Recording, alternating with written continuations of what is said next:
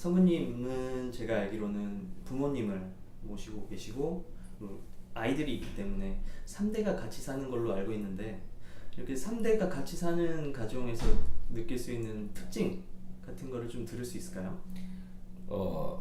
같이 산다라고 말씀하셨는데 같이 산 기간은 그렇게 길지 않고요. 현재는 좀 떨어져 사는 형태고 맨 처음에 이제 결혼해서 3대가 이제 같이 이렇게 얘기를 많이 했었는데 제가 저희 부모님이 저희 이제 할머님을 굉장히 오래 모시고 사셨기 때문에 성우님이 자랄 때가 완전 그렇죠.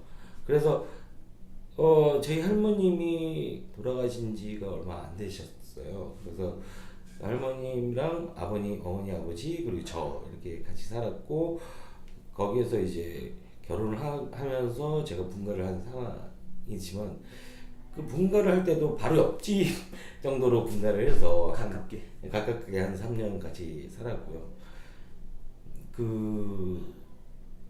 저희 부모님이 할머님을 굉장히 오래 모시고 살았던 뭐 이유랄까 배경이랄까 그런 부분에 있어서는 부모님이 맞벌이를 하셨어요. 그러면 할머니 손에서 자란 네, 그렇죠. 느낌 정도가 아니라 거의 할머니 밑에서 자랐고 부모님 거의 그 바깥 일을 많이 하셨고 그러다 보니까 이제 부모님들의 어떤 그런 생각과 어떤 그런 것들이 들어간 게 아니라 저는 할머님의 어떤 생각과 할머님의 행동 습관 이런 것이 많이 이제 저한테 교육이 됐죠. 그래서 제 입장에서는 그 이후에도 부모님 집을 거의 결혼한 이후에도 부모님 집을 한 달에 4번, 5번 주말마다 가는 형태로 애기도 어렸을 때는 그래서 저희 애들이 부모님, 할머니까지 다 너무나도 친하게 지낼 수 있는 그런 분위기에서 애들은 같이 자랐습니다. 그럼 그 상황에서는 거의 4대였네요. 네. 할머님, 부모님, 성우님 내외하고 아이들까지. 네. 흔치 않은 기회를 아이들이. 예, 그래서 사랑을 많이 받고 자랐죠, 저희 아이들이. 근데 그때 당시에 대체적인 이제 아버님의 그런 가부장적인 어떤 그런 그리고 약간 이제 폭력이 좀 많은 그런 아버지였는데 이상하게도 손자한테는 안 그러더라고요. 내리사랑이라고 봐야 되나요?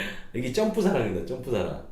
할머니가 저를 키우셨고 아버지가 저희 아이들을 키우는 이렇게 한 대를 건너서 그래서 저희 애들이 본가에 가면 저희 애들이 할머니 할아버지와 같이 자요. 그게 아주 자연스럽게 어렸을 때부터 그렇게 격없이 애들이 이제 할머니 할아버지하고 같이 지내고 지금 할머니께서 이제 돌아가신 다음부터는 약간 좀 방문하는 횟수가 많이 줄긴 했습니다. 예전에는 그랬지만 제가 이제 그 서울에 올라온 게 한 7살 때 서울에 올라왔어요. 거의 서울 사람인데 한 방에 할머니, 어머니, 아버지 저 이렇게 다 같이 거기에 이제 여동생이 태어나서 여동생까지 다섯이서 한 방에 지내던 꽤 오래 그렇게 지내다가 그 동네에서 집을 사서 이제 그때부터 이렇게 좀 생활이 피는 피는 그런 상황이어서 어떻게 보면 한 방에 살기 때문에 더 서로 이렇게 좀 트러블이 많았던 부분이 있습니다. 그래서 아무래도 그렇겠죠. 네. 그래서 제가 공부를 그렇게 신경을 많이 안 쓰게 된 동기도 할머님이 키우셔서 할머님이 이렇게 막 스트레스를 주지 않고 나가 놀아라 거기에 거의 많이 나가 놀았고요. 그 이유가 되겠네. 그러니까 엄마가 없다 보니까 엄마가 케어가 안 되다 보니까 나는 내 나름대로 할머니는 열심히 뛰어놀고 많이 먹고 살 안 빠지는 것이 최고다 뭐 이런 분이셨기 때문에 굉장히 많이 놀았던 것 같아요. 말씀을 들어보면 그 시대 상황을 언뜻 볼 수 있을 것 같아요. 말씀하셨던 가부장적인 게 참 큰 특징이었고 우리 한국 발전기 70년대에 노동력을 흡수하기 위해서 지방에서 서울로 올라오시는 분들 사실 저희 부모님도 그랬는데 그분들의 삶 그래서 서울에 거의 뭐 난개발 지역에 방한칸 가지고 식구들이 같이 사는 제 경험도 있어서 이렇게 새록새록 옛날 생각도 나고 그러면 이렇게 할머님께서 키워주시는 경험을 했는데 그 경험이 반복되는 것처럼 이제 부모님이 사모님의 자식들을 많이 챙겨주시는 이 상황 이진 않아요. 그렇진 않아요? 왜냐면 제가 이제 어머니가 이제 일을 하셨고 그리고 굉장히 상당 시간을 밖에 계셨기 때문에 저는 할머님 밑에서 자라는데 아 지금은 또 제 생각에는 그때가 가장 울기도 많이 울었고 그 아침에 엄마 출근할 때 바지까지 입고 눈물도 많이 흘리고 그랬던 기억이 있어서 제 아이들에게 엄마를 뺏고 싶지 않았어요. 아 그러면 혼자서 벌이를 하시고 아내분은 네, 일반에- 애들 케어. 그렇게 결심을 하게 된 원인도 그 예. 경험에서 네. 그래서 저희 아이들한테 엄마의 사랑 그리고 저 같은 경우에는 그때 당시 흔하지 않게 유치원도 나왔거든요.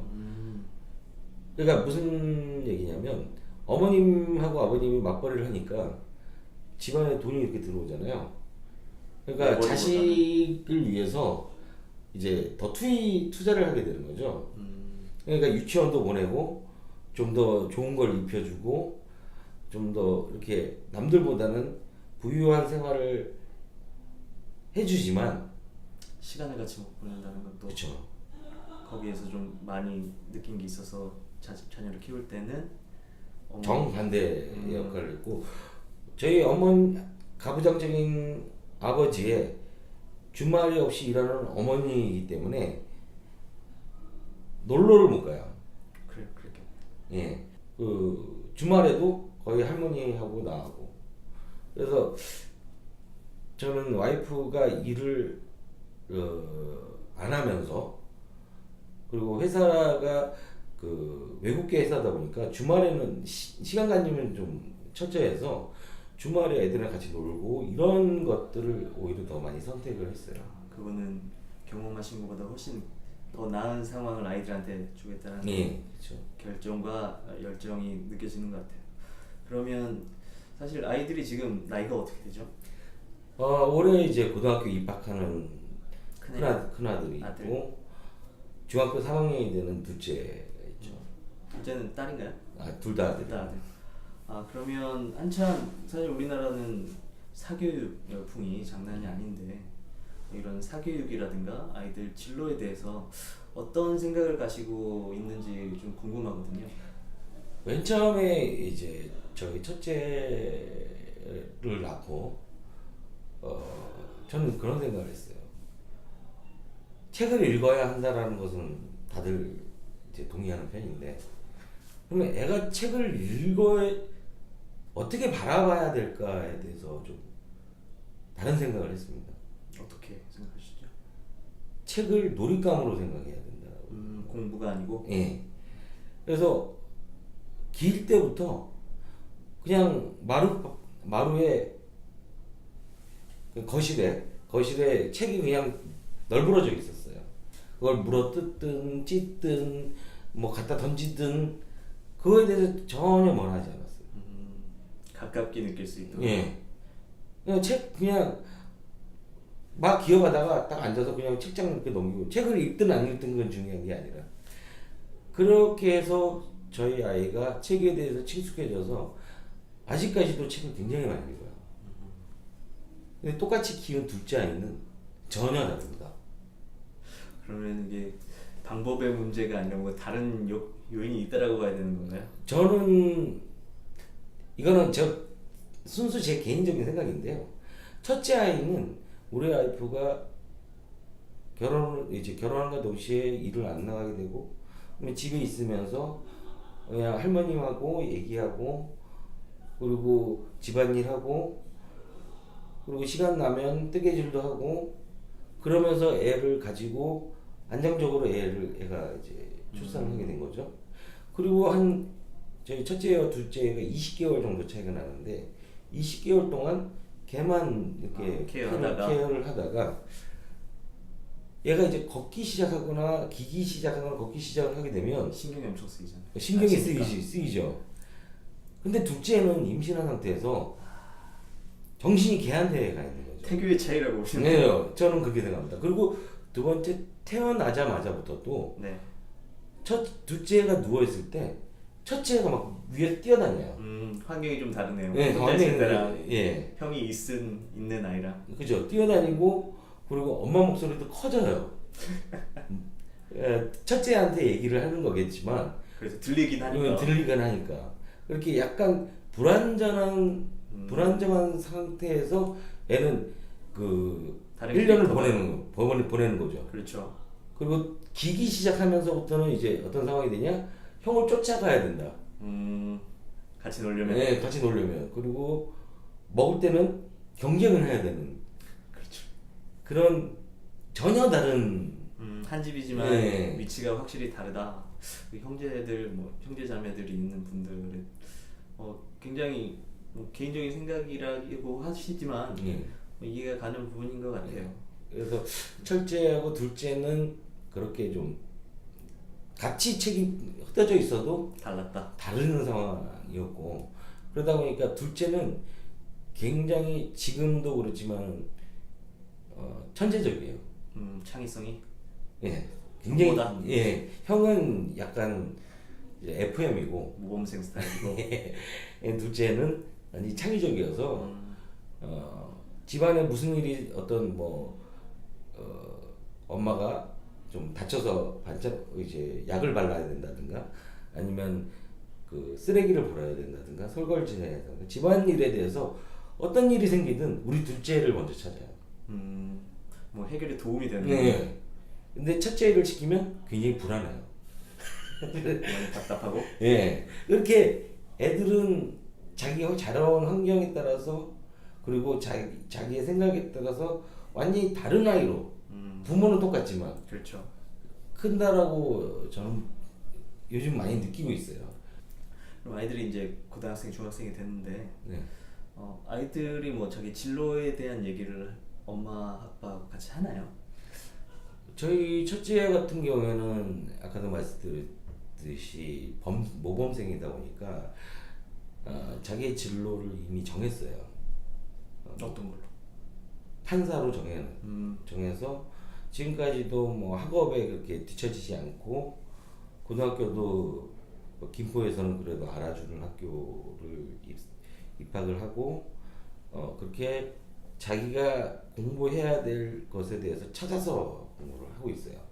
첫째에 대해서는 큰 걱정이 없고. 큰 걱정이 없고 뭐 학원에서도 인정을 받고 있는 아이라서 그렇게 큰 걱정은 없는데 저희 둘째는 다른 생각을 하기 때문에 공부를 왜 해야 되는지에 대해서 아직 목표 의식이 없어요. 그래서 얼마 전에 이제 요번 겨울 방학이죠.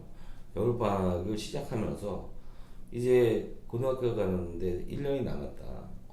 어떻게 할래? 라고 질문을 했을 때 아무런 목표 의식이 없었어요. 뭐 아직은 나이가 어리기도 하지만. 근데 둘째가 저랑 똑같은 거죠. 제가 중학교에서 고등학교 올라갈 때 입학생이 떨어진 것처럼 똑같이 얘도 지금 그 자기 갈 길을 못 찾고 있는 상황이에요. 그래서 저는 얼마 저 겨울방학 시작하면서 둘째하고 얘기를 했어요. 어떻게 했으면 좋겠니? 그래서 거기에 답변을 못 하길래 한 달 동안 놀아라. 아무것도 하지 말고 공부로 그런 거 다 하지 말고 그 학원도 다 그만두고 그냥 놀아라. 대신 핸드폰하고 노트북은 압수다. 뭔가 스트레스는 좀 덜어주고 싶은 아버지 마음이면서 동시에 좀 생각을 할 수 있는 시간을 네. 주고 싶으신. 그렇죠. 그게 있으면 생각을 안 하거든요. 그렇죠. 네. 볼 게 있으니까. 예, 볼 게 있으니까. 그래서 핸드폰하고 노트북을 압수하고 한 달 동안 거의 가만히 냅뒀습니다. 그러고 나서 2주 전에 이제 계약을 앞두고 물어봤어요. 뭘 할래? 라고 했더니 얘가 유튜버를 하고 싶대요. 오. 그래서 이 유튜버를 하고 싶다는 이 말이 진실일까? 아니면 대답을 요구하니까 어쩔 수 없이. 요구하니까 어쩔 수 없이 하는 걸까? 라는 부분을 좀 확인도 해야 되고, 그리고 자기가 뭔가를 하기 위해서는 어떤 계획을 세워야 되고, 그 계획 속에서 남을 설득시켜야 되고, 그리고 자기가 그것을 성공으로 실행하기 위해서 그 여러 가지 공부를 해야 된다는 것을 좀 알려주고 싶어서 요즘 그쪽으로 조금 애하고 많이 얘기를 하고 있어요. 오늘 인터뷰 감사드리고요. 너무 말씀을 잘 해주셔서 제가 굉장히 인터뷰를 하는 사람 입장에서 굉장히 뿌듯합니다. 감사합니다. 예. 네, 오늘 ICU는 여기까지고요. 다음 시간에 또 새로운 모습으로 찾아뵙겠습니다. 고맙습니다.